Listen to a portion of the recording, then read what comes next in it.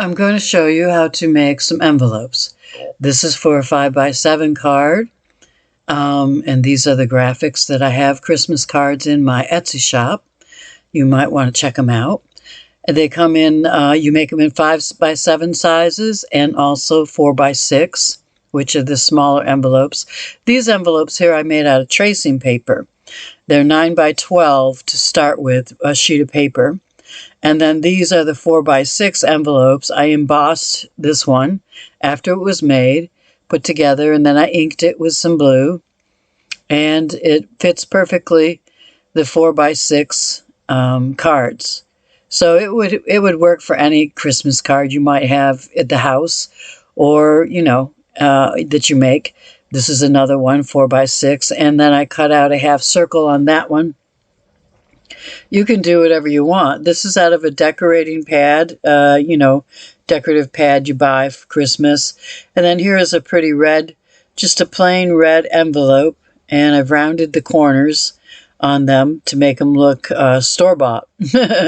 So the first thing we're going to do the 4x6 envelope. You need an 8.5x11 sheet of paper, and you want to cut off and make it 7 inches wide instead of 8.5 inches wide. And then we're going to score it in 2 different places. The first place we're going to score it is at 4 1/4. The card is 4 inches wide, so we need a little bit of room when we fold it up. So 4 1/4 for that. And then we're going to do the 2 1/4, but we're going to turn the paper around and do it the other side. Okay, so we can see the 2 1/4 easily and not make a mistake. And if you're like me, I try to do it with the other side. It don't work. So we're going to turn it, and then we're going to fold. And pretty much your envelope is almost made. See how it's forming into an envelope right there?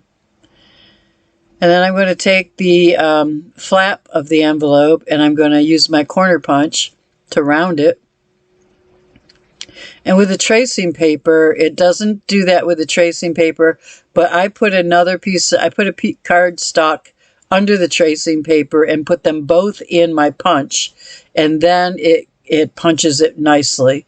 And that they just want to give you a little trouble. You gotta work with them.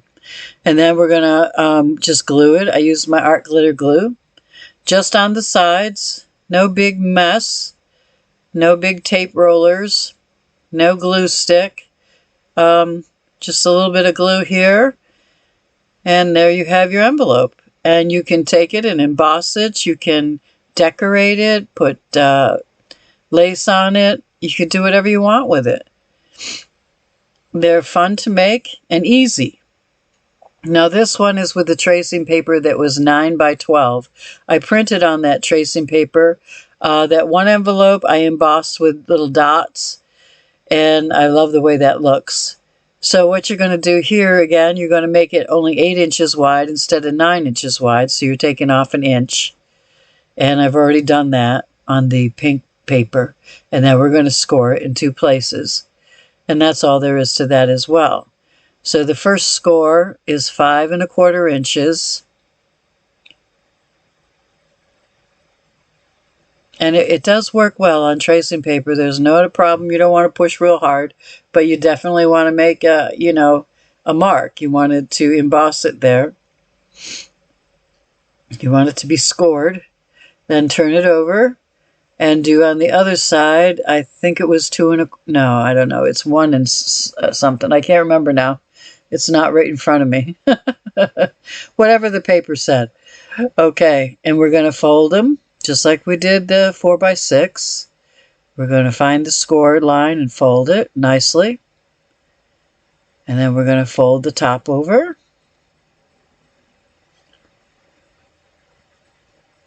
And it's giving me some trouble. Tracing paper is a little harder to work with, but you can do it.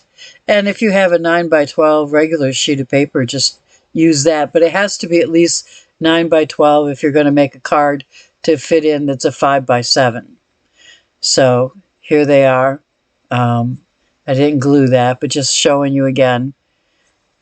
how you do that. Well, here I am. I'm going to glue it now. And this art glitter glue does dry clear, which is great because with tracing paper it shows through. So we're just going to fold it up and press it and make sure it's even. And there you have your envelope. So thanks for watching.